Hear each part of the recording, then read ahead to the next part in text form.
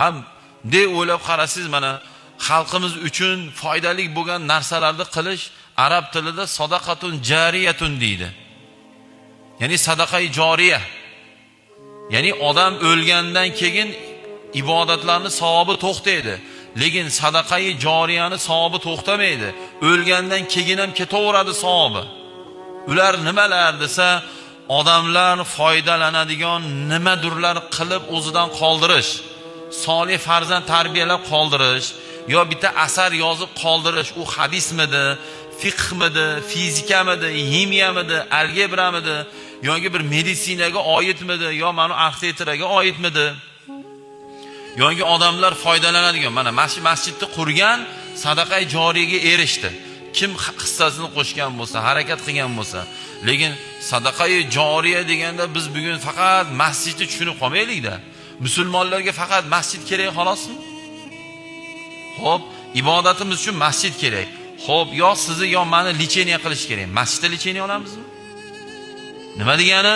Bu degani klinika kerakmi? Kim klinika qursa, o'sha klinikaga musulmonlar borib lecheniya oladimi? O'zi o'ldi deylik, o'sha men bo'lsam deylik, men klinika qurdim, o'ldim, ketdim, lekin klinikam qoldimi?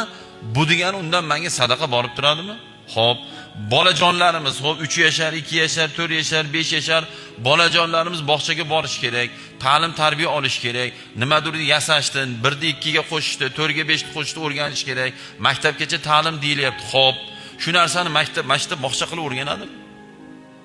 Bu nima degani? Siz bilan men musulmonlarning bolasiga bog'cha qurib hozir kimdir qurayotgan tadbirkorlar bor-ku, o'zi vafot qildi deylik, o'sha joyga siz bilan meni bolalarimiz, nevaralarimiz borib foydalanyaptimi? Bu nima degani? Bu sadaqa joriya bo'ladi. Xo'p, ikkinchisi, bolalarimizga matematika kerakmi? Hatto Navoiyga ham matematika kerak.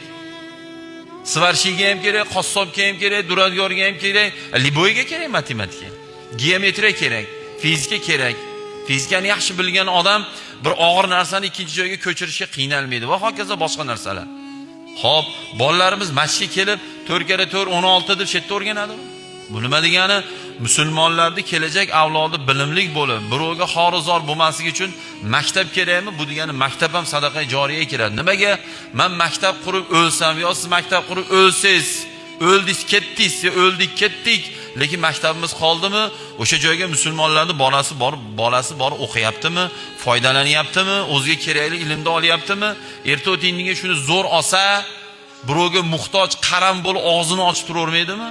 Bu nima degani? Maktab ham sadaqa joriyaga kiradi. Yo'inki bir musulmonlar to'planib turadigan joy, ke shu joyga bitta skameyka qilib bering, yo ikkita daraxt ekib bering, ekdi, skameyka qo'yib berdi. U odam o'tib ketdi.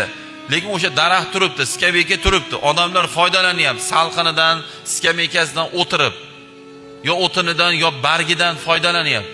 Bu sadaqa joriya. Biz sadaqa joriya deganda faqatgina shu ibodat qilinadigan joyda o'zini tushunmaylik-da. Ko'prik qurib berish sadaqa joriya. Bir suv yo'q joyga suv olib borib berish, yoki quduq qo'ylab berish sadaqa joriya. Mana bugun o'zimiz aytaylik. Xo'p, bizni tuman, bizni yashab turgan joyda masjid soni qanaqa? Bemalol yetarli.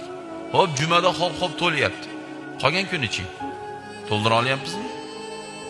Qabristonni yaqini yaxshi, masjidni uzog'i yaxshi. Unutmanglar shu narsani. Chunki bitta qadamga 10 ta hasanat yozilsa, ikkinchi qadamga 10 ta gunoh o'chiriladi. Tasavvur qiling, shu 2 qavat uy qurgan zotlar bo'lgan ekan. Keyin fitna qilishib siz dunyoga berilib ketdingiz. Nimaga siz 2 qavat uy qurdingiz deganda, men payg'ambarimiz gaplariga muvofiq qurdim degan ekan. Qanaqasi payg'ambarimiz 2 qavat uy quringlar degan bilan desa, yo'q, uni demaganlar. Musulmon odam masjidga borganda qancha qadam ko'p tashasa, shuncha hasanat ko'p bo'ladi degan. Ikkinchi qavatni qo'shuvdim, 15-17 qadamim qo'shildi mana. Tepadan tushib boryapman, qadamim ko'paydi degan ekan. Ko'ryapsizmi? Ha, bu degani 4 ta boy chiqib bitta mahallada men masjid quraman dersa, u musulmonlarni bo'lish basmi bu? Masjiddan maqsad musulmonlar to'plansin deydi. Chunki ko'pligi bilan bizga xursand bo'lmaylik. Hozir mana shekda kattaligi uchun, kengligi uchun mana shu joyga 5000, balkim 10000 odam to'planyapsizlar. Xo'p, yoniga bitta masjid quraylik, nima bo'ladi? 6000 tasi qayerga ketadi keyin? Bo'linadimi? Ayriladimi? Shuning uchun men Xo'p, qayerda ekan? Mash adashmasam 3 ko'prik deb masjidda aytdim shekilli. Xudo xolasa Alloh meni dastimga bersa, men nima deydi? Qalbimdagi narsani aytay. Men bolajonlarimiz zo'r maza qilib o'ynaydigan, maza qilib ta'lim oladigan bog'cha qurish niyat qilganman men. Shaxsan men o'zim. Kim uchundir g'alati tuyular, lekin meni eng birinchi planim shu. Ikkinchi planim yana Xudo qo'limga boylik bersa, ikkinchi planim zo'r maktab qurish niyat qilganman men. Ochig'ini aytsam, bog'cha va maktab meni eng birinchi planim shu. Hozir mablag'im yetmayapti, chunki qura olmayapman men. Nimaga? Chunki azizlar, men bu gapni ko'p aytaman, yana aytaman, mehrobda turib yana aytaman. Musulmonlarga faqat mulla, qorini o'zi kerak emas. Musulmonlarga hamma soha kerak. Shu masjidda arxitekturasini mulla chizdimi?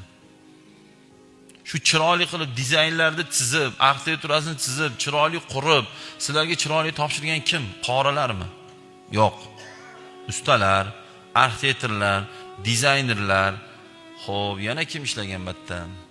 Malyarlar. Yana ani issiq sovuqni tushiradigan nimadirdi? Santexniklar, to'g'rimi? To'g'ri. Shularmi? Bu nima degani? Bizga santexnik kerakmi? Kerak. Malyar kerakmi? Kerak. Devorkash kerakmi? Kerak. Arxitektor kerakmi? Kerak. Hozir biz shu 30 ta imom kelish chizmasini chizib, mana qilib quramiz degan bo'lganimizda yarmiga yetmay og'anardi bu. Bunaqangi oraliqdagi 20-25 metr oraliqda beustun qurilishni mulla qilib bera olmaydi. Buni arxitektor qilib beradi buni. Buni biz anglashimiz kerak. Shunda inshaalloh chiroyli, go'zal, yaxshi ish bo'ladi.